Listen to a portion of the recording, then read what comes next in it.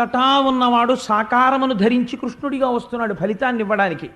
ఇప్పుడు వాళ్ళ వ్రతమునందు ఒక దోషం ఉంది, ముందు ఆ దోషం తీయాలి. వాళ్ళు ఇప్పటి వరకు ఆ దోషంతో చేస్తున్నారు వ్రతాన్ని. ఇప్పుడు మేము చేసింది దోషం కాదు అని వాళ్ళు బుకాయించారనుకోండి, అప్పుడు ఆ ఫలితం ఇవ్వడం కుదరదు. ఎందుకంటే వాళ్ళ యందు అజ్ఞానము బాగా నిబిడీకృతమై ఉంది. ఇప్పుడు ఈ అజ్ఞానాన్ని విరవాలి అంటే ఇప్పుడు ఆయన జగదాచార్యుడిగా ప్రవర్తిస్తున్నాడు. ఇప్పుడు ఆయన దోషాన్ని విరిచి తానే కాత్యాయని అయి కృష్ణుడి అయి ఆచార్యుడై వాళ్ళకి బుద్ధి చెప్తున్నాడు, వాళ్ళ యందున్న దోషము తీస్తున్నాడు, వాళ్ళకి ఫలితాన్ని అనుగ్రహిస్తున్నాడు.